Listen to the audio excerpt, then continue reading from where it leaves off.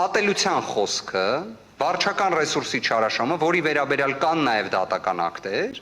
դուք ինչպես եք գնահատել ընդհանրապես եւ գնահատել եք թե ոչ։ Այստեղ ես լսեցի ձեր պատասխանը, որ մեթոդաբանություն դուք չունեք որպես այդպիսին դրանց գնահատման, բայց ինչ որ կերպ դրանք գնահատվել են թե ոչ։ Գնահատվել են, պարոն Վարդևանյան, եւ այդ գնահատանքի արդյունքում ընդունվել են 258 եւ դրան հաջորդող 259 անորոշումները։ Ինչ վերաբերում է իմ բացման խոսքին, ես այո, դրանց անդրադարձել եմ եւ հետեւյալ կերպ, որ ընտրությունների ժամանակահատվածում մյուս պետական մարմինները, նաեւ կառավարությունը շարունակում է իր բնականon գործունեությունը եւ կենտրոնական ընտրական հանձնաժողովը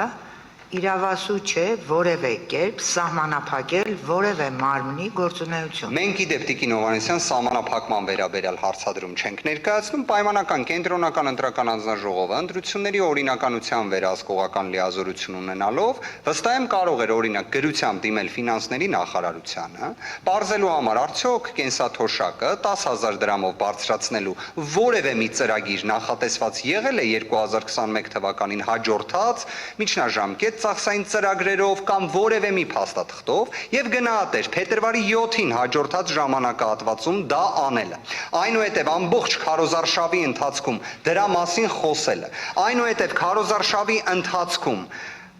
պոտենցիալ ընտրողներին ասելը, որ եթե չընտրեք քաղաքացիական պայմանագրին, սեպտեմբերին պատերազմա լինելու։ Այ օրինակ դա գնահատվել է ինչ որ կերպ ԿՀ-ի կողմից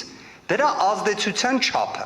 որովհետև դուք վստահ եմ նաև Հայաստանի Հանրապետության քաղաքացի եք, հասարակության մասն եք, օրինակ եթե ձեզ գալիս է անձ, ով որ նաև գործադիր իշխանության ղեկավարն է, ես լսեցի նաև երրորդ անձի պարզաբանումը, որ արձակուրդի մեջ գտնելով էլ չի դադարում լինել։